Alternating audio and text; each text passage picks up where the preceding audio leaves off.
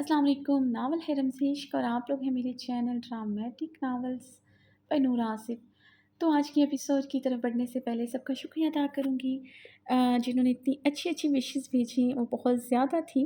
Wishes मेरे लिए तो बहुत ज़्यादा थी बिकॉज़ हर साल फैमिली मेंबर्स विश करते थे, तो आज आप सबकी इतनी ज़्यादा विशेज़ शामिल होंगी इस बर्थडे में। थैंक यू सो मच आपके इतने प्यार का, इतनी मोहब्बत का। यकीनन इस प्यार का कोई मोल नहीं। तो मेरी दोस्त जिसने मुझे विश किया उसका बहुत-बहुत शुक्रिया। और एक दो नावल चैनल वाले भी थे, उन सबका बहुत शुक्रिया जिन्होंने विश किया। Thank you so much. तो अपने रीडर्स का शुक्रिया अदा करूँगी, उन सबका बहुत शुक्रिया। तो आज की एपिसोड की तरफ बढ़ने से पहले मैं आप सबसे पूछूंगी कि आप जो मैं सबसे पहले मेथड से वीडियो बनाती थी, तो उसके वो वन बाय वन मुझे पेज बनाना पड़ता था, मुझे थोड़ा मुश्किल लगता था। उसके बाद जो मैंने जिस मेथड से स्टार्ट किया वो बहुत जल्दी बन जाता था, लेकिन उसमें कुछ लोगों को प्रॉब्लम आ रही थी। वैसे वो 1-2 दिन ही आई थी, पहले तो वो आप लोगों को कोई मसला नहीं था। कुछ चंद मोबाइल पे वो वीडियो नहीं चल रही थी और आई थिंक वो नेट का इश्यू था, लेकिन इसलिए मैंने मेथड चेंज किया। तो और मुझे बताइएगा ज़रूर, ये थोड़ा मेरे लिए ईज़ी है, थोड़ा काम जल्दी हो जाता है। तो फिर भी मैं कोशिश करूँगी कि मैं इससे भी अच्छे फ़ॉर्म में काम कर सकूँ। तो बढ़ते हैं हम अपनी आज की एपिसोड की तरफ, इस दुआ के साथ जहाँ रहें, हँसते रहें, मुस्कुराते रहें, खुश रहें, आबाद रहें और सबसे बढ़कर दूसरों के चेहरे पे भी मुस्कुराहटें बखेरते रहें। और मुझे बताना मत भूलिएगा कि आपको आज की एपिसोड कैसी लगी, तो कमेंट्स में अपनी कीमती राय का इज़हार ज़रूर कीजिएगा। और आप लोगों को ख्वाहिश है कि मैं रोज़ एपिसोड दूँ, तो मैं आप सबको बता दूँ कि रोज़ एपिसोड लिखना मेरे लिए मुश्किल हो जाता है, इसलिए कि मेरी एपिसोड लॉन्ग होती है। आप लोगों को शायद महसूस नहीं होता, क्योंकि जब मैं वॉइस ओवर देती हूँ तो वो जितने पेज होता है और मैं कोशिश करती हूँ कि थोड़ा मैं इतनी गैप लेके ना बोलूँ, तो वो एपिसोड लॉन्ग ही होती है। अगर आप लोगों को 2 एपिसोड कोई चैनल वाले दे रहे हैं, तो या तो पुराने नावल होते हैं या तो वो उनकी पेजेज़ की ड्यूरेशन बढ़ा दी जाती है और उसके अलावा फ़ॉन्ट साइज़ भी काफ़ी बड़ा होता है। तो मुझे लगती है एपिसोड लिखने में काफ़ी देर, और मेरी कोशिश होती है कि अगर मैं कोई सीन शुरू करूँ तो उसको ख़त्म करूँ, चाहे वो कोई भी कपल हो। मैं नहीं चाहती कि मेरे रीडर्स बहुत ज़्यादा क्यूरियस हो जाएँ, लेकिन वो फिर भी हो जाते हैं कि, और वो है आप सबका इस नावल के लिए मोहब्बत, इस नावल के लिए प्यार और इसके किरदारों से बहुत ज़्यादा मोहब्बत। और आप सबकी डिमांड होती है कि मैं कुछ स्पेशल कपल है जिसका आप सब कहते हैं कि मैं ज़्यादा सीन्स दूँ। तो अब ऐसा नहीं हो सकता कि आप लोग मुझसे सीन्स चाहते हैं, तो मैं उसके सीन्स कैसे लिखूँ? जब तक वो सीन्स आएँगे नहीं तो मैं लिखूँगी नहीं। और कुछ कपल के सीन जब ज़्यादा लिखे जाते हैं तो उनके सीन्स ज़्यादा होते हैं। अब अरहाम इस्लामाबाद में है, तो आप लोग क्या चाहते हैं? Video video conference video call से हूर और अरहाम की मुलाकात करवा दो। तो जी, जब वो मिलेंगे तो ज़ाहिर-सी बात है उनके सीन्स होंगे। तो आज की एपिसोड बहुत मज़े की होने वाली है। तो मैंने पूरी कोशिश की है कि आपको ये एपिसोड बहुत ज़्यादा पसंद आए। लेकिन अगर नहीं भी पसंद आती, इट्स ओके, मैंने तो अपनी तरफ से पूरी कोशिश की है, क्योंकि आप लोगों की मैं चाहती हूँ कि हर कपल का आपके ज़हनों में चार्म बरकरार रहे। और मैंने तो पूरी मेहनत की है, मुझे पूरा यकीन है आपको एपिसोड बहुत पसंद आएगी, क्योंकि बहुत ज़्यादा इंटरेस्टिंग है मेरे नज़दीक तो। और आपके कपल का भी सीन है, आई मीन टू से अरहाम खानज़ादा का सीन भी है इसमें और बहुत इंटरेस्टिंग है। तो बिना किसी देर के हम एपिसोड की तरफ बढ़ते हैं। रमज़ेश तेरीन और आसिफ किस्त 34। पार्टी की गहमा गहमी अपने अरूज पर थी। अरहाम खानज़ादा ब्लैक डिनर सूट में मलबूस था, जिसमें उसकी सुर्ख और सफ़ेद रंगत बहुत नुमाया हो रही थी। तीखे मगरूराना नगोश पर घनी बीड़ उसकी वजीब पर्सनैलिटी पर बहुत सूट करती थी। वो आज पूरी पार्टी में आए हुए लोगों की मरकज़ निगाह था। 500 करोड़ की मालियत का प्रोजेक्ट हासिल करना छोटी बात नहीं थी। पार्टी में आए हुए लोग पार्टी में आए हुए लोग अरहाम खानज़ादा को رشک و حسد بھری نگاہوں سے دیکھ رہی تھی۔ آج کی پارٹی میں دوسرے شہر کے بھی تمام بڑے بڑے بزنس مین موجود تھے۔ یہ پارٹی ارحم خان زادہ نے تھرو کی تھی، مگر احمدی صاحب کی بھی اس پارٹی میں آمد متوقع تھی۔ ان سے ملنے کو بہت سے بزنس مین کافی بے چین تھے۔ ان سے ملنا کوئی چھوٹی بات نہیں تھی۔ ارحم خان زادہ واقعی میں خوش قسمت تھا جو احمدی کے ساتھ کام کر رہا تھا، اور احمدی نے آج اس پارٹی میں آنے کی حامی بھی بھر لی تھی۔ ارحم اپنا ڈرنک کا گلاس ہاتھ میں پکڑے اپنے کچھ بزنس سرکل کے لوگوں کے بیچ کھڑا ان سے باتیں کرنے میں مصروف تھا کہ امتیاز رحمان کا بلند آواز میں کیا گیا تبصرہ وہاں کھڑے سب کو اپنی طرف متوجہ کر گیا تھا۔ آپ کی قسمت کا ستارہ بہت بلند ہو چکا ہے۔ یہ پروجیکٹ ملنا بہت بڑی بات ہے۔ 500 کروڑ مالیت کا پروجیکٹ حاصل کرنا چھوٹی بات نہیں۔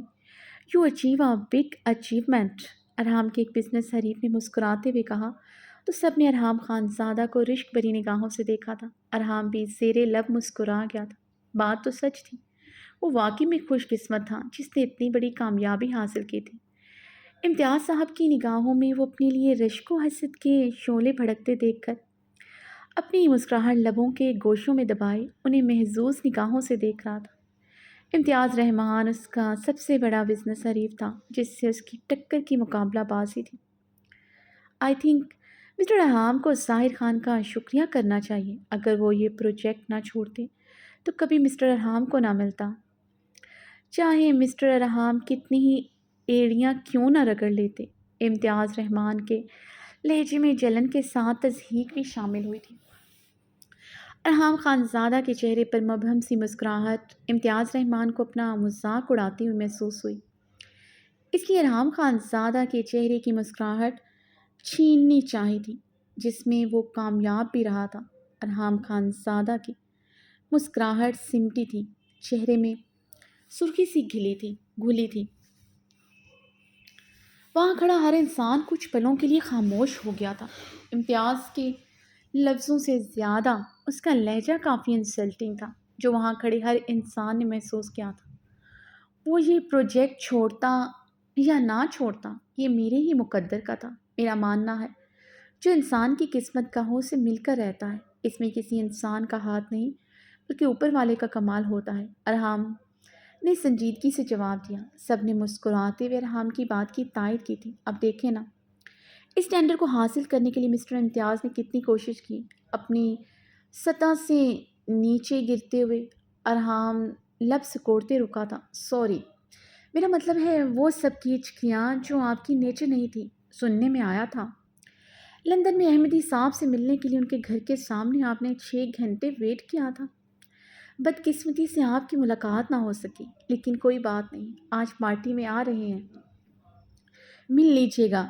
شاید کوئی چھوٹا موٹا پروجیکٹ آپ کو مل ہی جائے، مگر مجھے لگتا ہے یہ ممکن نہیں ہوگا، کیونکہ جس طرح آج کل آپ کو ہر جگہ سے ناکامی مل رہی ہے، لگتا ہے آپ کا قسمت کا ستارہ بہت گردش میں ہے۔ ارحم نے ٹھنڈے لہجے میں بولتے اپنا حساب برابر کیا۔ امتیاز رحمان کا سرخ چہرہ سب کو باور کروا گیا تھا۔ حساب برابر ہو چکا ہے، بلکہ ضرورت سے زیادہ ہی حساب لے لیا تھا ارحم خان زادہ نے۔ ماحول میں یکدم گہری کشیدگی چھائی تھی۔ ارحم نے پاس سے گزرتے ویٹر سے ڈرنک کا گلاس پکڑے مسکراتے ہوئے امتیاز صاحب کی طرف بڑھایا۔ امتیاز رحمان اپنی ٹائی ٹھیک کرتا ارحم کو گھورتے وہاں سے چلا گیا تھا۔ ارحم نے کندھے اچکاتے ڈرنک کا گلاس دوبارہ سے ویٹر کو پکڑایا۔ میں نے سنا ہے کہ ظاہر خان زادہ کسی لڑکی کے عشق میں گرفتار تھا۔ جب سے وہ لڑکی اس کی زندگی سے گئی ہے وہ اسی طرح کی حرکتیں کرتا ہے۔ اب دیکھو اس لڑکی کے لیے 500 کروڑ کو لات مار دی۔ شہباز صاحب نے ماحول کی کشیدگی کم کرنے کی کوشش کرتے ہوئے کہا، عشق نے کر دیا ہم کو نکما، ورنہ ہم بھی چیز بڑی کمال کے تھے۔ کسی اور نے بھی ساتھ دیتے ٹکڑا لگایا تو سب ہنس پڑے تھے۔ ارحم خان زادہ کے لبوں پر بھی مبہم سی مسکراہٹ دوڑی۔ وہ سب سے ایکسکیوز کرتا ڈرنک کاؤنٹر کی طرف بڑھ گیا تھا۔ ہیلو، آئی ایم نشا۔ وہ ڈرنک کاؤنٹر کے ساتھ ٹیک لگائے کھڑا تھا کہ ایک بہت خوبصورت سی لڑکی نے ارحم خان زادہ کی طرف اپنا ہاتھ بڑھایا۔ السلام علیکم، میں ارحم خان زادہ۔ ارحم اس کے بڑے ہوئے ہاتھ کو نظر انداز کر گیا تھا۔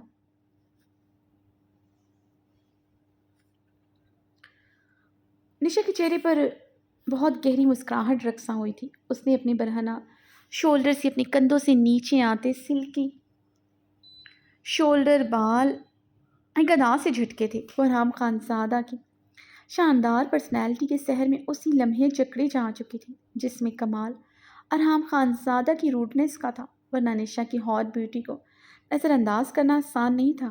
خود کو نظر انداز کرنا کھلا تو نشا نہ چاہتے ہوئے بھی ارحام خانزادہ کا گہرائی سے مشاہدہ کرنے لگی۔ وہ دور سے اس کی پرسنالٹی سے کافی امپریس ہوئی تھی، نزدیک آتے تو وہ اس پر مر مٹی تھی۔ اسے خود کا بہت گہری نظروں سے مطالعہ کرتے دیکھ کر ارحام نے بیزاری سے اس پر نظر ڈالی، جو بلیک سکنی اسکرٹ شرٹ میں ملبوس تھی۔ اسکرٹ اور شرٹ کی فٹنگ میں اس کا جسم نمایاں ہوتے بہت سے مردوں کو اپنی طرف متوجہ کر رہا تھا، جس کی اسے ذرا پرواہ نہیں تھی۔ شاید یہ ڈریس مردوں کو اپنی طرف متوجہ کرنے کے لیے ہی پہنا گیا تھا۔ ارحام اسے مکمل اگنور کرتے اپنی ڈرنک کے گھونٹ بھرنے لگا۔ I like your attitude۔ اب سمجھ آیا ڈیڈ نے آپ میں کیا دیکھا۔ نشا نے ارحام کی وجیح پرسنالٹی کو مسکراتی نگاہوں سے بغور دیکھتے ہوئے کہا، کیا مطلب؟ آپ احمدی صاحب کی بیٹی ہیں؟ ارحام اس کی بات پر چونکا تھا۔ جی، میں نشا، احمدی صاحب کی ون اینڈ اونلی ڈاٹر۔ اب تو مجھ سے ہاتھ ملانے میں کوئی حرج نہیں۔ نشا نے ایک بار اپنا خوبصورت ہاتھ پھر سے ارحام کی طرف بڑھایا۔ ارحام نے ایک نظر اس کے بڑے ہوئے ہاتھ کو دیکھا، پھر وہ گہرا مسکرایا تھا۔ آئی ایم سوری، مجھے اس سے کوئی فرق نہیں پڑتا آپ کس کی بیٹی ہیں کس کی نہیں، میں کسی کے لیے بھی اپنے اصول نہیں بدلتا۔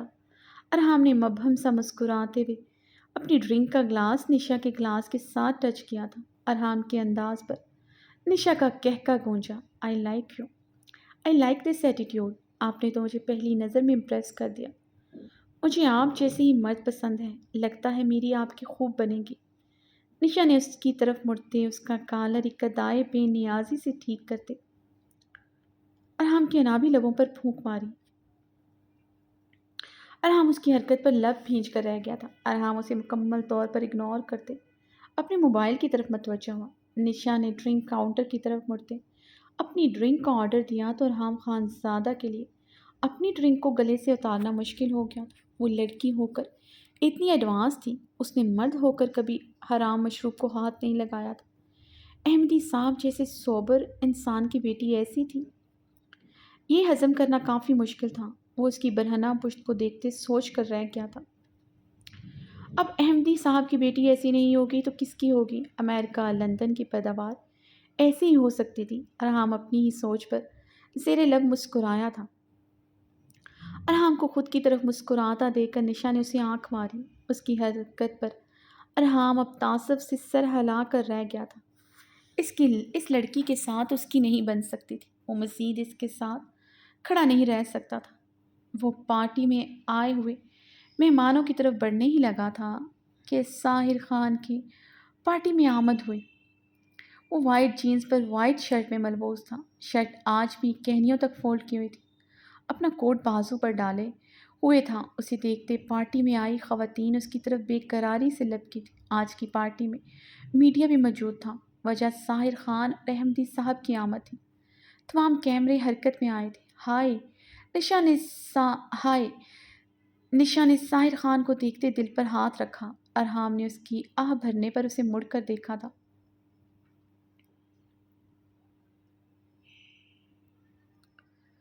یہ میری زندگی کا پہلا کرش ہے، میری پہلی محبت۔ نشا نے دل پر ہاتھ رکھ کر پھر سے آہ بھری تھی۔ ارحام کو وہ کھسکی ہوئی لگی تھی، جو کسی بھی مرد کے متعلق ایڈوانس گفتگو کرتے ذرا ہچکچاتی نہیں تھی۔ اب مجھے ایسے کیا دیکھ رہے ہیں؟ میں سچ میں ساحر خان سے بہت محبت کرتی ہوں، مگر ساحر خان کسی اور کا دیوانہ نکلا۔ وہ سچ میں بہت لکی تھی، جتنی وہ خوبصورت تھی اتنی ہوئی لکی کہ ساحر خان زیادہ جیسا انسان اس پر مرتا ہے، مگر افسوس وہ جتنی خوبصورت تھی وقت کے ساتھ اتنی ہی بدقسمت ٹھہری کہ اس کی زندگی میں ساحر خان زادہ نہ رہا۔ اب ساحر خان زادہ جیسا بندہ کسی کی زندگی میں نہ رہے، وہ بدقسمت ہی ہوگا نا۔ نشا نے ساحر خان زادہ کو دیکھتے کھوئے کھوئے لہجے میں بولتے ارحام خانزادہ سے سوال کیا۔ ارحام اس کے سوال کو نظر انداز کرتے ساحر خانزادہ کی طرف بڑھا۔ اس سے پہلے وہ اس کی طرف بڑھتا، ساحر خانزادہ اسے اپنی طرف آتا دکھائی دیا تھا۔ ساتھ ساتھ کیمرہ مین رپورٹرز بھی ان کی طرف بڑھے تھے، جنہیں ساحر خان نے ہاتھ کے اشارے سے آگے بڑھنے سے روکا۔ وہ خود ارحام کی طرف بڑھا۔ کنگریچولیشن مسٹر ارحام خانزادہ، آپ اس ٹینڈر کو ڈیزرو کرتے تھے۔ ساحر نے دلکشی سے مسکراتے ہوئے ارحام کی طرف اپنا ہاتھ بڑھایا، جسے ارحام خانزادہ نے شائستگی سے تھام لیا۔ تھینکس، مگر مجھے لگتا ہے یہ ٹینڈر چھوڑ کر آپ نے غلطی کی ہے، ارحام نے مسکراتے ہوئے کہا۔ غلطی تو وہ ہوتی ہے جس میں انسان پچھتاتا ہے، مجھے تو کوئی پچھتاوا نہیں ہے۔ ہاں، اس ٹینڈر کو حاصل کرنا غلطی ہو سکتی تھی۔ ساحر خانزادہ دلکشی سے مسکرایا تھا۔ مسکرانے پر اس کے گال پر گھڑا سا ابھر کر معدوم ہوا تھا۔ اس منظر نے دور کھڑے کیمرہ مینز نے اپنے کیمروں میں محفوظ کیا تھا۔ اس کا مطلب ہے آپ نہ غلطیاں کرتے ہیں اور نہ پچھتاتے ہیں، ارحام نے جواباً مسکراتے ہوئے کہا۔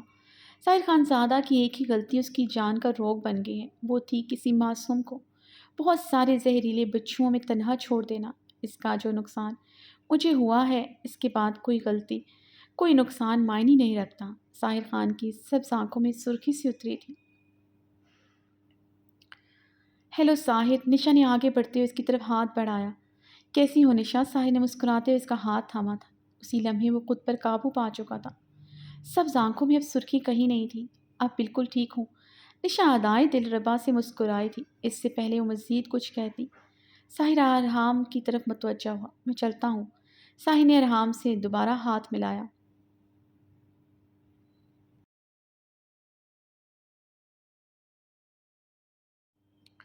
اتنی جلدی؟ ابھی تو آپ آئے ہیں؟ ارحام نے حیرانگی سے پوچھا۔ میں یہاں صرف آپ کو کانگریٹس کرنے آیا تھا، ورنہ میرا یہاں کیا کام؟ ساحر سنجیدگی سے کہتے وہاں سے چلا گیا تھا۔ ارحام اس کی پشت کو دیکھ کر ناسمجھی سے کندھے اچکا کر رہ گیا۔ ساحر خانزادہ کو واقعی میں سمجھنا مشکل تھا، مگر اس لڑکی کو دیکھنے کا اشتیاق ارحام خانزادہ کے دل میں بہت بڑھ گیا تھا، جس نے ساحر خانزادہ جیسے انسان کا یہ حال کر دیا تھا۔ شہرام، ہم چاہتا ہے تمہارا اور بہارے کا اب رخصتی ہو جائے۔ یہ کام اب جتنا جلدی ہو جائے اچھا ہے۔ اسی لمحے اس لیے ہم نے عبیر اور اسفند کے نکاح کے ساتھ تمہارا اور بہارے کا رخصتی بھی رکھ دیا ہے۔ درید اور اربد کو بھی ہمارا فیصلے پر کوئی اعتراض نہیں ہے۔ سمیع اللہ خان شہرام سے سنجیدگی سے بولے۔ انہوں نے آج شہرام کو خاص طور پر اپنے کمرے میں بات کرنے کے لیے بلوایا تھا۔ شہرام عبیر اور اسفند کے نکاح کی بات پر اپنے جبڑے بھینچ کر رہ گیا تھا۔ داجی، آپ عبیر اور اسفند کے نکاح میں جلد بازی سے کام لے رہے ہیں، آپ کو اس کے متعلق سوچنا چاہیے۔ شہرام خود پر مزید قابو نہ رکھ سکا تھا۔ سمیع اللہ خان کی طبیعت کے پیش نظر خون کے گھونٹ بھرتے اپنے لہجے کو حتی الامکان نرم رکھنے کی کوشش کی، مگر اس کے لہجے میں در آنے والی درستگی سمیع اللہ خان سے مخفی نہ رہ سکی تھی۔ تم ہم کو بتاؤ، تمہیں کیا اعتراض ہے؟ چلو ہم مان لیتا ہے بابری کا عبیر کے قابل نہ تھا، مگر اسفند یار خان تو عبیر کے قابل ہے۔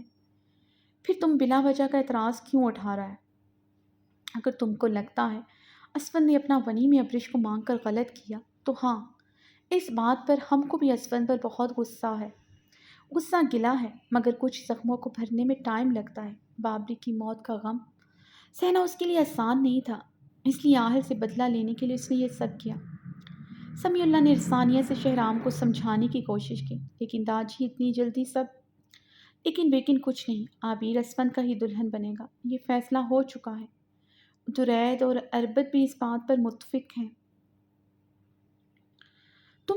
تم دونوں بھائیوں کا اعتراض اب کوئی معنی نہیں رکھتا۔ سمیع اللہ درستگی سے اس کی بات کاٹتے ہوئے اپنا فیصلہ سنا چکے تھے۔ جب آپ نے تمام فیصلے کر لیے ہیں، پھر مجھے کیوں یہاں بلایا ہے؟ شہرام کی سفید رنگت پر سرخی کی جھلک واضح تھی۔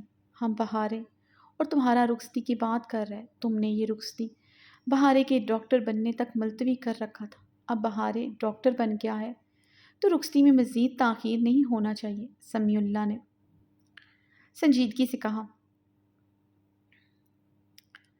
ٹھیک ہے، جیسا آپ کو مناسب لگے، مجھے کوئی اعتراض نہیں۔ شہرام اپنی بات مکمل کرتے صوفے سے اٹھتے کھڑا ہوا۔ رکو شہرام، ہمیں تم سے ایک اور بات بھی کرنا ہے، سمیع اللہ سے صوفے سے اٹھتا دیکھ کر بولے۔ شہرام سنجیدگی سے دوبارہ سے صوفے پر بیٹھ چکا تھا۔ جی کہیں۔ شہرام کا چہرہ ہنوز سنجیدہ تھا۔ تم اپنا زمین پر ہسپتال بنوا رہا ہے اور ہم کو بتانا ضروری نہیں سمجھا؟ سمیع اللہ نے سنجیدگی سے دریافت کیا۔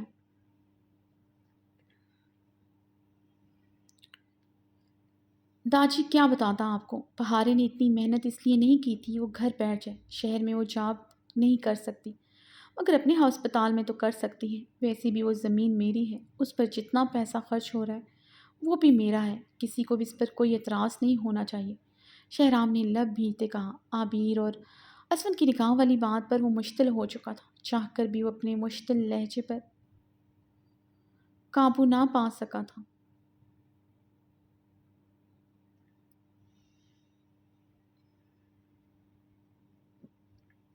تم ہم پر اپنے پیسے کا روب چھاڑتا ہے، جانتا ہے تمہارے پاس بڑا پیسہ ہے، اس لیے شاید تم بات کرنے کا تمیز بھول گیا ہے۔ شہرام کے درست لہجے پر سمیع اللہ خان بھڑک اٹھے۔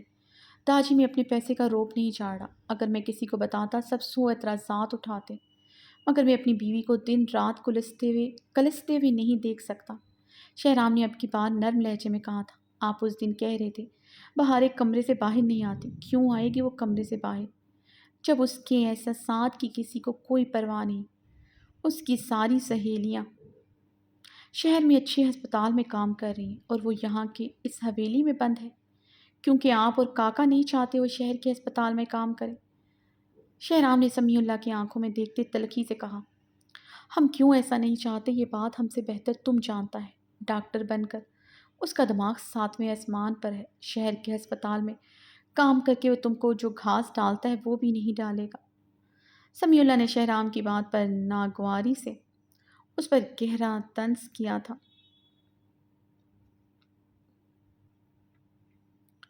داجی یہ میرا اور بہارے کا مسئلہ ہے، میں اسے ہینڈل کر لوں گا، آپ کو فکر کرنے کی ضرورت نہیں ہے۔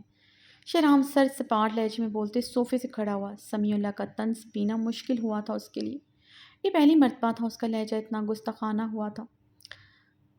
اسے غصہ تو بہت کم آتا تھا، مگر جب بھی آتا حویلی کے تمام مردوں سے کہیں زیادہ آتا تھا۔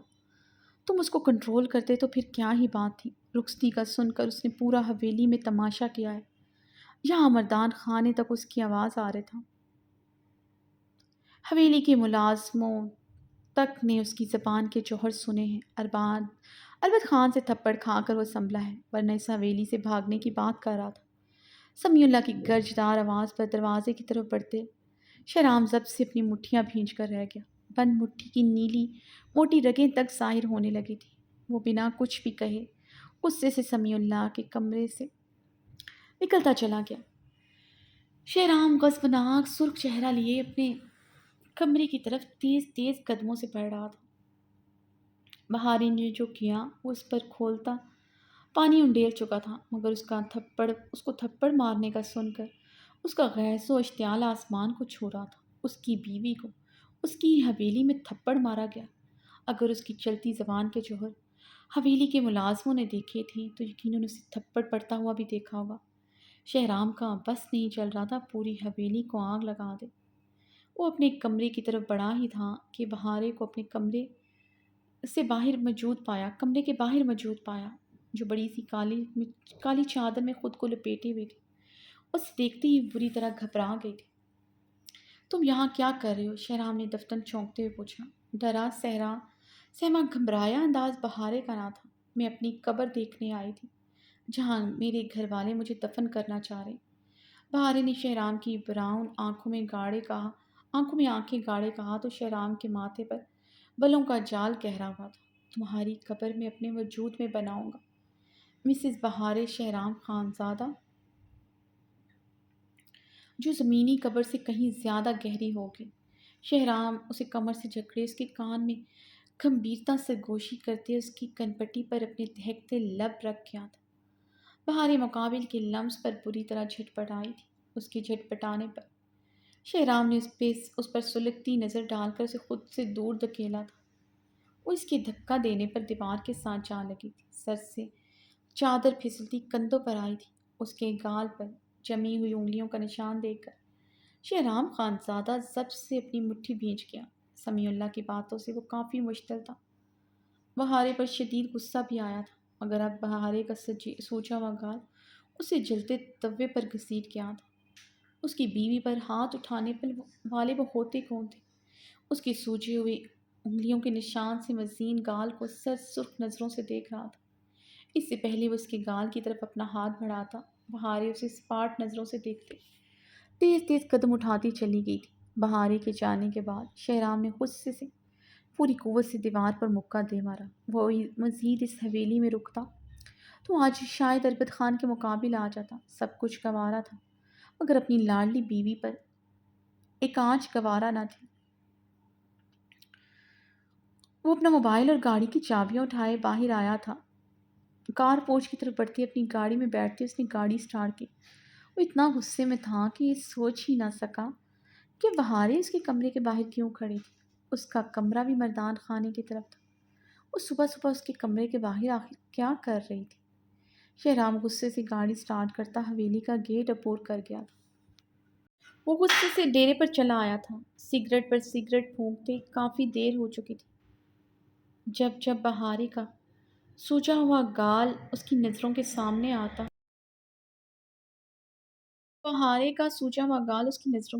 آتا تو غصہ اور بڑھ جاتا۔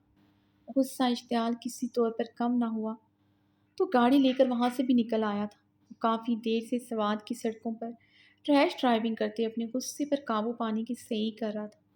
وہ جبڑے پیچھے ڈرائیو کر رہا تھا، یکدم گاڑی جھٹکے سے رکی۔ شہرام نے حیرت سے چلتی گاڑی کو رکتے دیکھا تھا۔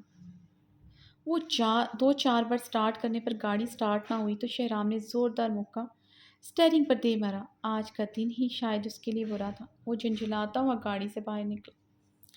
اپنی قمیض کی پاکٹ سے موبائل نکال کر رحیم کاکا کو فون ملایا۔ رحیم کاکا، میری گاڑی خراب ہو گئی ہے، میں آپ کو لوکیشن بھیج دیتا ہوں، آپ گاڑی لے کر آ جائیں۔ شہرام نے فون کان سے لگاتے ہی حکم دیا۔ لیکن شہرام بیٹا، میں بہارے بیٹی کو لے کر ان کے ہاسٹل آیا ہوں، آپ نے ہی تو مجھے میسج کر کے کہا تھا میں بہارے بیٹی کو ان کے ہاسٹل لے جاؤں۔ فون پر رحیم کاکا کے حیران کی آواز گونجی جس پر پریشانی کا عنصر واضح تھا۔ میں نے آپ کو میسج کیا؟ شہرام نے تحیر زدہ لہجے میں پوچھا۔ رحیم کاکا کے جواب دینے سے پہلے ہی وہ لمحوں میں سب کچھ سمجھ چکا تھا۔ شہرام کی فون پر مردانہ گرفت مضبوط ہوئی تھی۔ اسے اب سمجھ آیا تھا وہ اس کے کمرے کے باہر کیا کر رہی تھی۔ کہاں ہے بہارے؟ شہرام نے گردن کی پھولتی رگوں کے ساتھ ٹھہرے لہجے میں پوچھا۔ وہ پچھلے 3 گھنٹوں سے اندر ہی ہیں، میں نے کچھ دیر پہلے فون کیا تھا، بہاری بیٹی نے کال کاٹ دی، ابھی تک وہ باہر نہیں آئی، وہ مجھے بتا کر گئی تھی کہ انہیں دیر ہو جائے گی۔ رحیم کاکا کی بات سنتے ہوئے منہ پر ہاتھ پھیر کر رہ گیا تھا۔ وہ مشکل ہی کچھ بھی غلط کہنے سے خود کو روکا تھا۔ رحیم کاکا، میری بات غور سے سنیں، گھر میں کسی کو بھی پتہ نہیں چلنا چاہیے بہارے آپ کے ساتھ آئی ہے، سب کو یہی بتانا ہے کہ وہ میرے ساتھ ہے۔ شہرام حکم دیتا فون بند کر چکا تھا۔ فون بند کرتے ہی اس نے بہارے کا نمبر ملایا جو کہ آف جا رہا تھا۔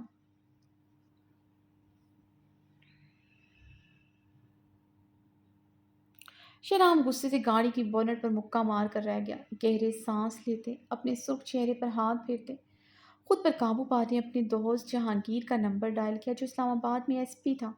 جہانگیر، میں تمہیں ایک نمبر سینڈ کر رہا ہوں، اس کی لوکیشن ٹریس کرو، فی الحال تو یہ نمبر بند جا رہا ہے، مجھے بتاؤ یہ نمبر ایگزیکٹ کس پلیس پر آف ہوا اور کب ہوا۔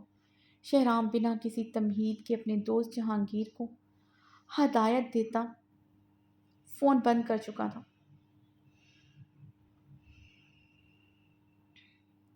شہرام نے فون بند کرتے جلدی سے گاڑی کا دروازہ کھول کر بیٹھتے گاڑی سٹارٹ کی جو دو تین بار کی کوشش سے سٹارٹ ہو چکی تھی۔ شہرام نے ڈرائیونگ کرتے ایک بار پھر سے بہارے کا نمبر ڈائل کیا جو ابھی بھی آپ جا رہا تھا۔ I swear Bahare, I will not leave you this time. You have already tested my self-control a lot. Not anymore, baby. Now you will get brutal punishment.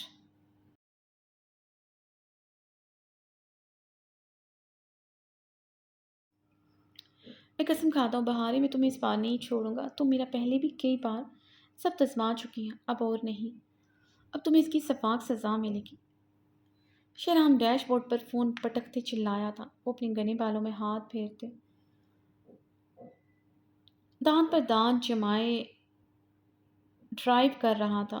اس کی گاڑی کا رخ اسلام آباد کی طرف تھا، مگر وہ جانتا تھا وہ ادھر نہیں ہوگی۔ وہ ہاسٹل تو نہیں تھی، یہ کنفرم تھا۔ اپنی بیسٹ فرینڈ فرح کے پاس بھی نہیں گئی ہوئی ہوگی، کیونکہ وہ ایک مرتبہ بہارے کے ساتھ حویلی آ چکی تھی۔ شہرام کو 100% یقین تھا حویلی کا روب و دبدبا، شان و شوکت دیکھ کر وہ کبھی بہارے کی اس بے وقوفی میں اس کا ساتھ نہیں دے گی۔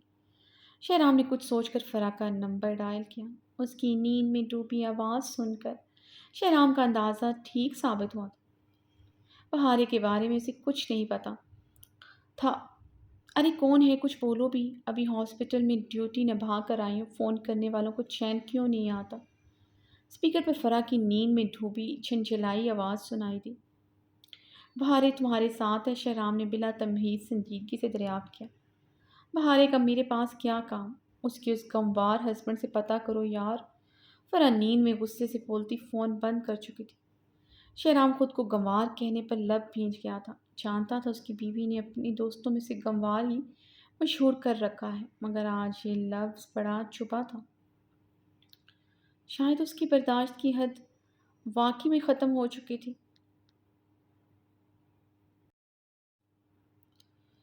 شہرام کی گاڑی کا رخ سوات کے ایک مشہور ہوٹل کی طرف تھا۔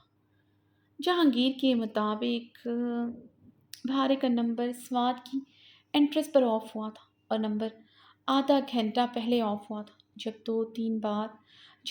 دو تین جب وہ 3 ساڑھے 3 گھنٹے پہلے اسلام آباد پہنچی تھی تو یہ کیسے ممکن تھا سوات کے مقام پر آدھا گھنٹے پہلے اس کا نمبر آف ہو؟ اس سے صاف ظاہر تھا بہارے نے اسلام آباد پہنچتے دوبارہ سے سوات کا رخ اسے پتا تھا رحیم کاکا کی دی ہوئی انفارمیشن کے مطابق سب اسے اسلام آباد اور اس کے آس پاس جگہوں پر ہی ڈھونڈیں گے۔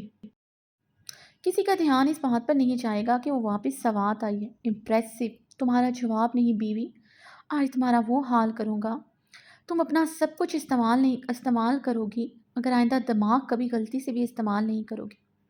وہ پھنکارتے ہوئے ایک بار پھر سے اسٹیئرنگ پر پوری قوت سے مکہ مار گیا تھا۔ کچھ دن پہلے بہارے کو اس نے موبائل میں سوات کے ہوٹل سرچ کرتے دیکھا تھا۔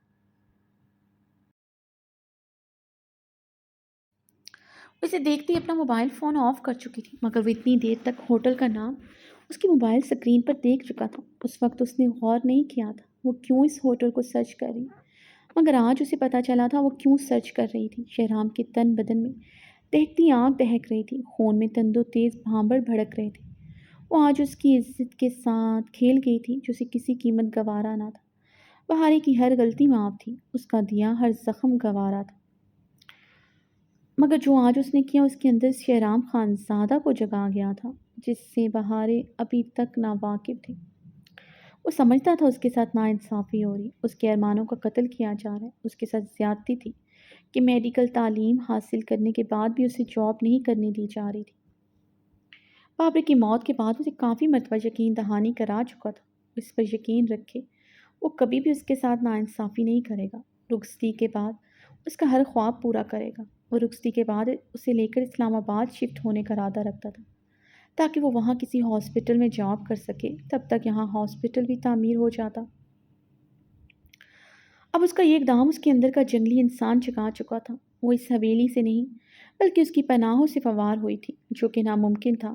تمہیں آج میں زندہ زمین میں گاڑ دوں گا بہارے گل۔ وہ اپنی کن پٹی دباتے ایک بار پھر سے غیظ و غضب سے داڑا تھا۔ شہرام خان کے جسم کا سارا خون سمٹ کر جیسے اس کے چہرے پر آیا تھا۔ چہرہ خطرناک حد تک سرخ ہوا تھا۔ اس وقت شہرام کو کوئی بھی دیکھ لیتا تو یقین کرنا مشکل ہو جاتا یہ وہی شہرام خان زادہ ہے جو جتنا بھی غصے میں ہو بہارے کو دیکھ کر نرم پڑ جاتا تھا۔ آج اس کے چہرے پر چھائی وحشت اور جنون یقیناً بہارے کے لیے خطرناک ثابت ہونے والی تھی۔ ارحام اپنے فلیٹ میں ٹیرس پر کھڑا بہت دیر سے سگریٹ لبوں میں دبائے ہوئے تھا۔ دل میں ایک آگ سی لگی تھی، جو اسے کسی پل چین نہیں لینے دے رہی تھی۔ ابھی کچھ دیر پہلے گل نے اپنی دلہن بنی تصویریں اس کے نمبر پر سینڈ کی تھیں۔ اسے گل کی شادی کرنے سے تکلیف پہنچی تھی، مگر اس سے بھی زیادہ اس بات سے تکلیف پہنچی تھی کہ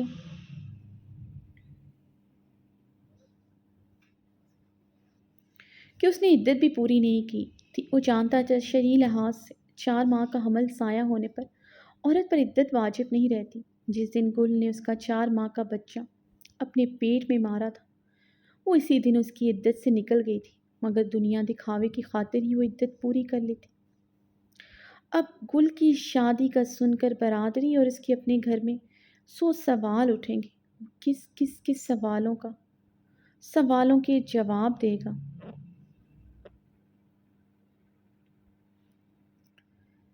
امینہ خانم کا بھی آج اسے فون آیا تھا۔ انہوں نے اس سے ڈائریکٹ پوچھا تھا گل کو جب طلاق ہوا تھا کیا وہ حاملہ تھی۔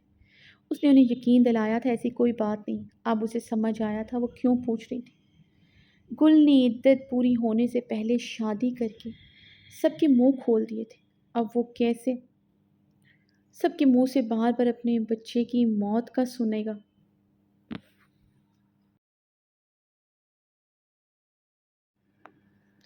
ایک بار پھر سے اس کے زخم ہرے ہو چکے تھے۔ کچھ بھی تو نہ رہا تھا اس کے پاس، نہ اس کی بیٹی، نہ اس کی عزت رہی تھی برادری میں۔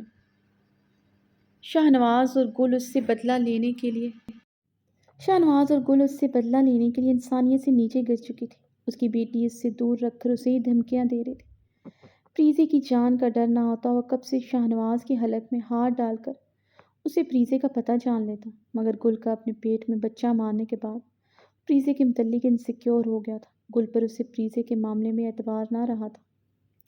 یقیناً اب اپنی شادی پر بھی گل نے اپنی ہی مظلومیت کی کوئی کہانی گڑھی ہوگی، اگر کہ اس کے بچے کو مارنے والی اس کی اپنی ذات نہیں بلکہ اس کا باپ ہے۔ یہ سب کر کے اسے مزید بدنام کرنا چاہتی تھی۔ اس کی بیوی رہ چکی تھی، اس کی محبت تھی۔ اس نے اگر شادی کر بھی لی تھی اسے تصویریں نہیں بھیجنی چاہیے تھی۔ وہ واقعی میں خود غرض عورت تھی جسے صرف اپنی پرواہ تھی۔ اس کی اتنی محبت بھی وہ بھول گئی۔ شاید دنیا کی ہر عورت ہی خود غرض ہوتی ہے۔ اس نے اس رات حور کی بھی تو مدد ہی کی تھی۔ اس کی بے غرض مدد اور رحم کو بھول کر اپنی کسی غرض کو آگے لے آئی تھی۔ جو حور نے کہا اگر وہ یہ الفاظ بھری محفل میں اس کے لیے کہتا، اپنے لفظوں سے اس کی عزت چھین لیتا، اس سے اس کے رشتے چھین لیتا، تو کیا اسے اپنا شوہر مانتی، اس کی عزت کرتی، اس کے ساتھ رہتی؟ ارحام سگریٹ کو انگلیوں کی پوروں سے بچاتے تلخی سے مسکرایا تھا۔ اس وقت وہ اپنے دل میں 2 ہی عورتوں کے لیے بے پناہ نفرت محسوس کر رہا تھا۔ بدقسمتی سے دونوں ہی کا اس کے ساتھ تعلق کافی گہرا تھا۔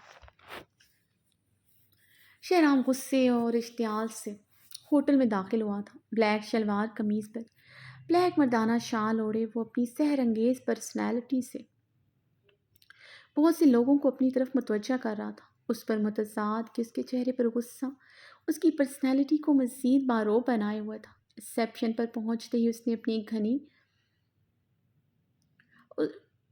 گھنی مونچھوں پر ہاتھ پھیرتے اپنا کارڈ نکال کر ریسیپشنسٹ کے سامنے رکھا تو ریسیپشنسٹ نے حیرانگی اور خوشگواری کے ملے جلے تاثرات سے شہرام خان زادہ کو دیکھا۔ Good to see you sir, how can I help you? Receptionist بھرپور مسکراہٹ کے ساتھ بولی۔ مجھے صرف اتنا بتائیں، آج یہاں کسی بہار گل نام کی خاتون نے چیک ان کیا ہے؟ شہرام نے اپنی سیاہ آنکھوں میں غصے کی حدت لیے سنجیدگی سے پوچھا۔ ریسیپشنسٹ نے حیرانگی سے شہرام کی سرخ آنکھوں کو دیکھا تھا۔ مقابل کی سیاہ آنکھوں کی ساحرانہ کشش سے وہ پل میں مرعوب ہوئی تھی۔ مرعوب ہونے کے لیے اس کا نام ہی کافی تھا۔ آخر کافی جانی پہچانی شخصیت رکھتا تھا وہ یہاں۔ جی سر، ابھی کچھ دیر پہلے اس نام کی لیڈی نے اپنے لیے کمرہ بک کروایا ہے، ریسیپشنسٹ نے شہرام کی سرد آنکھوں کو دیکھتے گڑبڑاتے ہوئے ایک ہی سانس میں بتایا۔ آئی وانٹ ایکسٹرا کی آف دس روم۔ شہرام نے سنجیدگی سے کی مانگی تھی۔ Of course sir. ریسیپشنسٹ نے اسے کمرے کی کی پکڑائی۔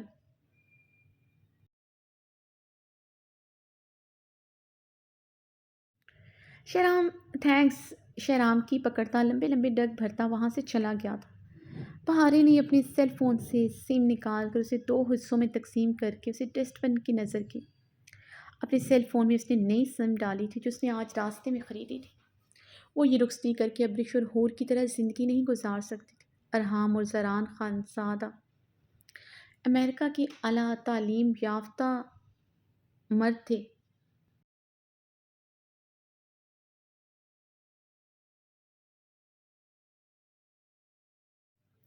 مگر عورت کے معاملے میں وہ ستی سوچ رکھتے تھے، اور وہ شہرام خانزادہ جو میٹرک تک تعلیم حاصل کر سکا، وہ اس سے اچھی کی کیا امید رکھ سکتی تھی؟ جس نے اس کی عزت میں تعلیم کو خیر آباد کہہ دیا، کیا نہیں کر سکتا تھا؟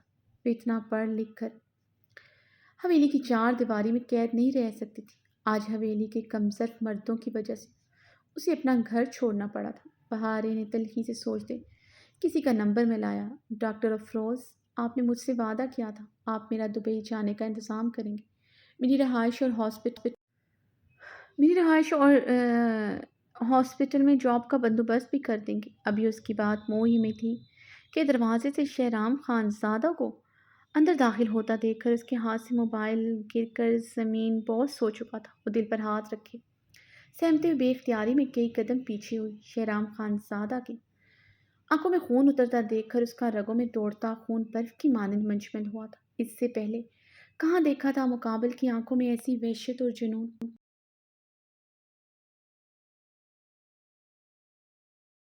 نے اسے خود کی طرف قدم با قدم بہارے اسے خود کی طرف قدم با قدم بڑھتا دیکھ کر ہکلائی۔ شہرام اس کے اور اپنے درمیان فاصلہ سمیٹتے اس کی گردن اپنی آہنی گرفت میں دبوچ گئے۔ شش شش شہرام!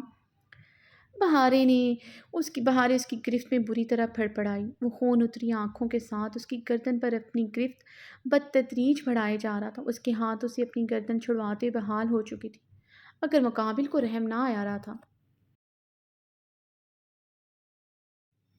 بہارے خود کو چھڑواتی ساکت ہوئی، ہاتھ اس کے کھردرے ہاتھوں پر ڈھیلے پڑے۔ بھلا اس پہاڑی کا مقابلہ کرنا کہاں آسان تھا؟ آج تو مقابل کی آنکھوں میں خون کا دریا دوڑ رہا تھا جو بہارے کی سانسیں اکھاڑنے کے لیے کافی تھا۔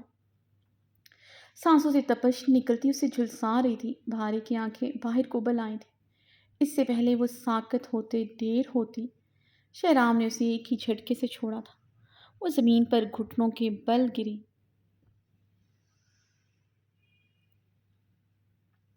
بری طرح کھانستی ہوئے اپنی سانسیں بحال کرنے کی کوشش کر رہی تھی جو اس کے سامنے کھڑے بے رحم نے نکالنے میں کوئی کسر نہیں چھوڑی تھی۔ بہارے نے اپنی اکھڑتی بکھرتی سانسوں کو بحال کرتے شہرام کے چمکتے سیاہ بوٹوں کو دیکھا جہاں وہ اس کے قدموں کی دھول بنی ہوئی تھی۔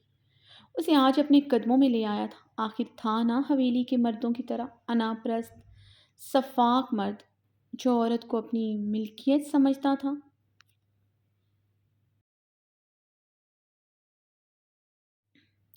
ایک بار بہارے اگر اپنی آنکھوں سے نفرت اور بدگمانی کی پٹی اتار کر اس کی قدموں سے نظر ہٹا کر اس انسان کی آنکھوں میں دیکھ لیتی جہاں اشتعال، وحشت، غصے کے ساتھ ساتھ اسے کھونے کا ڈر بھی شامل تھا جو وحشت جنون سے بڑھ کر کہیں زیادہ تھا، اگر وہ یہ دیکھ لیتی تو یقیناً اس کے گریبان تک آ جاتی۔ اسی بات کی تو اسے آج تک سزا دیتے آئی تھی، اس سے عشق کرنے کی۔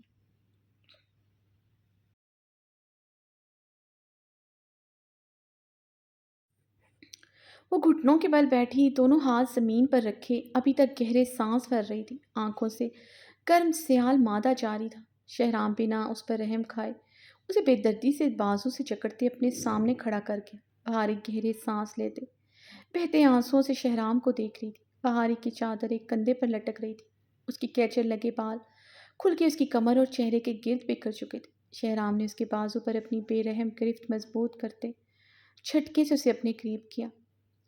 اس کی سخت گرفت پر بہارے کے لبوں سے سسکاری برآمد ہوئی تھی۔ شہرام نے نرمی سے اس کے گال پر اپنے ہاتھ کی پشت پھیری جہاں اربد خان کی انگلیاں کا نشان ابھی تک موجود تھا۔ دودیا گردن پر بھی اس کی انگلیوں کے نشان موجود تھے، گردن سرخ پڑ چکی تھی۔ وہ سہمتے ہوئے شہرام خانزادہ کی کھردری انگلیوں کا نرم لمس اپنے گال پر محسوس کر رہی تھی جو گال سے ہوتا گردن پر جا رہا تھا۔ اس کا لمس نرم تھا مگر اس کی سیاہ آنکھیں سرد اور پتھریلی تھیں۔ بہارے کا رواں رواں خوف سے کھڑا ہوا تھا۔ پتہ ہے بہارے، جب مجھے پتہ چلا کہ کاکا نے تمہیں تھپڑ مارا تو میرا دل کیا تھا پوری دنیا کو آگ لگا دو، میری بیوی، میری بہارے کو۔ آخر تھپڑ مارنے والے وہ ہوتے کون ہیں؟ مگر اب مجھے لگ رہا ہے تمہیں ایک تھپڑ نہیں کئی تھپڑ مارنے چاہیے تھے۔ شہرام اس کی گردن ایک بار پھر سے جکڑے، اس کے چہرے پر اپنی تپش زدہ سانسیں چھوڑتے کر آیا، شہرام، یہ تم کیا کہہ رہے ہو؟ مجھے یہاں دیکھ کر غلط سمجھ رہے ہو؟ میں یہاں اپنی دوست سے ملنے آئی تھی۔ بہارے خود کو اس کی صفا گرفت سے چھڑواتے ہوئے ٹوٹے لفظوں سے بمشکل بولی، اچھا واقعی میں تم یہاں اپنی ایک دوست سے ملنے آئی تھی؟ کون سی دوست؟ شہرام اسے چھوڑتا احتجاجیہ لہجے میں گویا ہوا، جھک کر بہارے کا موبائل زمین سے اٹھاتے ڈائل نیٹ سے نمبر ملایا تھا۔ شہرام، یہ تم کیا کر رہے ہو؟ میرا فون دو مجھے۔ بہارے نے جھپٹتے اپنا فون شہرام سے لینا چاہا، وہ سرس سے اپنا ہاتھ پیچھے کر گیا تھا، اسے پوری قوت سے دھکا دیا تو وہ بیڈ پر اوندے منہ جا گرے تھے۔ شہرام نے ایک بار پھر سے وہ نمبر ڈائل کیا جو کچھ ہی بیلز کے بعد اب کی بار اٹھا لیا گیا تھا۔ مس بہارے، آپ نے فون بند کیوں کر دیا تھا؟ فون پر مردانہ آواز سن کر شہرام نے سرخ آنکھوں سے بہارے کو دیکھا جو بیڈ پر بیٹھی بے آواز آنسو بہا رہی تھی۔ اس میں اتنی ہمت نہیں تھی وہ آواز نکالتی یا پھر شہرام سے فون لیتی۔ شہرام کے دیکھنے پر وہ روتے ہوئے اپنی نظریں پھیر گئی تھی۔ شہرام سپیکر آن کیے بہارے کی طرف بڑھا، بہارے پیچھے کو کھسکتی بیڈ گراؤنڈ کے ساتھ جا لگی۔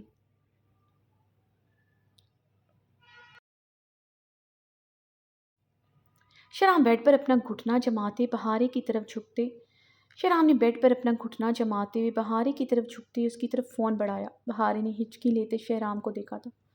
شہرام نے منہ پر انگلی رکھی اسے سرخ آنکھوں سے وارن کرتے اشارے سے فون پر بات کرنے کو کہا۔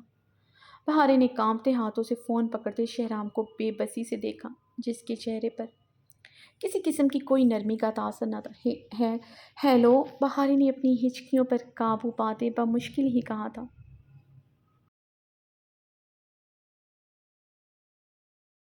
مس بہارے کہاں گم ہو گئی تھی؟ میں کب سے آپ کے بولنے کا منتظر تھا۔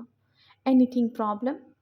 نہیں نہیں ڈاکٹر افروز، کوئی پرابلم نہیں ہے۔ اپنے اوپر جھکے شہرام کو خون شام نگاہوں سے گھورتے پار کر جھرجھری لیتے کانپتے لبوں سے کہا، میں نے پوچھنا تھا، آپ کی ڈیوٹی تو نہیں اس وقت؟ بہارے نے گھبراتے ہوئے بات بنائی، دل ہی دل میں کئی دعائیں کی تھیں ڈاکٹر افروز سمجھ آئے وہ مشکل میں ہے، اس کے دبئی جانے کے متعلق کوئی بات نہ کریں۔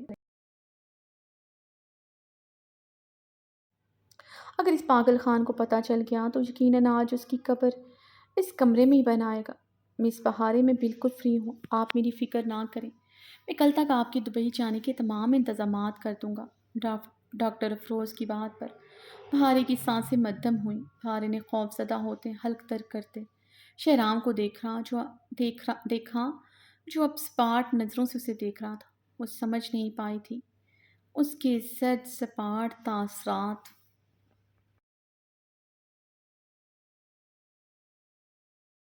شہرام، بہارے سے پکارتے بے بسی اور خوف کے عالم میں رو دی تھی۔ شہرام نے اس کے ہاتھ سے فون لے کر پوری قوت سے زمین پر دے مارا۔ بہارے نے منہ پر ہاتھ رکھ کر اپنی چیخ روکی۔ شہرام اب کمرے کے وسط میں چکر لگائے اپنے گھنے بالوں میں ہاتھ پھیرتے گہرے سانس بھر رہا تھا۔ بہارے کی کمرے میں سسکیاں گونج رہی تھیں، حویلی کی روایات سے واقف تھی، اب رشتہ صرف نکاح سے بھاگی تھی۔ اسے بے دردی سے دوبارہ اسی حویلی میں ونی کے نام پر لا پٹخا تھا، اور وہ تو اس انسان کی منقوہ اور عزت تھی۔ اس نے اگر چھوڑ بھی دیا تو حویلی کے باقی مرد اسے نہیں چھوڑیں گے۔ وہ اپنا انجام سوچتے زار و کتار رونے لگی۔ شہرام نے اس کی ہچکیاں سنتے غصے سے دیوار پر پے در پہ کئی مکے جڑ دیے۔ شہرام، میری بات سنو، میں تو صرف بہارے ہمت مجتمع کرتے بیڈ سے اترتے اس کی طرف بڑھی۔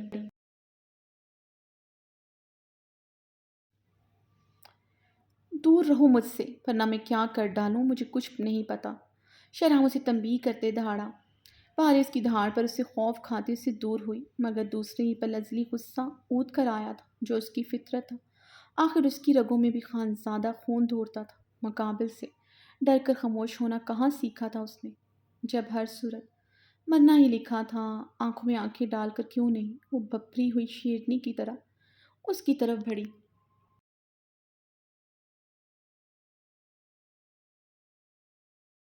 کیا کرو گے؟ مارو گے مجھے؟ مار ڈالو، ایک دفعہ ہی مار ڈالو مجھے تاکہ میری تم سے جان چھوٹے۔ بہارے اس کے قریب ہوتے اس کا ہاتھ پکڑتے اپنی گردن پر رکھے ہزیانی چیخی۔ یہی اس کی غلطی تھی۔ وہ شہرام خان زادہ کو وہی شہرام سمجھ بیٹھی تھی جو اس کی ہر ناجائز بات پر غصے سے لب بھین جاتا تھا، کبھی حد نہیں پار کرتا تھا۔ شہرام کا ہاتھ اٹھتے اس کی نازک گال کا حصہ بنا۔ وہ گال پر ہاتھ رکھتے سہم کر پیچھے ہوئی تھی۔ شہرام نے اپنی طرف سے اسے بہت ہلکا تھپڑ مارا تھا۔ اتنے غصے میں ہونے کے باوجود وہ اس پر پوری قوت سے ہاتھ نہ اٹھا سکا تھا، مگر اس کا سخت پہاڑی ہاتھ اس نازک جان کے لیے برداشت کرنا مشکل ہوا تھا۔ شہرام اس کی طرف بڑھا تو مزید پیچھے کھوتی دیوار کے ساتھ جا لگی۔ تمہیں کیا لگتا ہے تمہیں اتنی آسان موت دوں گا؟ نہیں بہارے گل، میں تمہیں ایسی سزا دوں گا تمہاری روح کانپ اٹھے۔ تم موت کی بھیک مانگو گی، تمہیں موت نہیں ملے گی،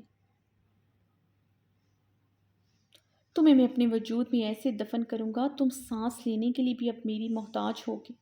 شہرام صد برفیلے لہجے میں بولتے اسے ساکت کر گیا تھا۔ اب تم حویلی سے تو کیا، کمرے سے بھی میری اجازت کے بغیر نہیں نکلو گی، سمجھی تم؟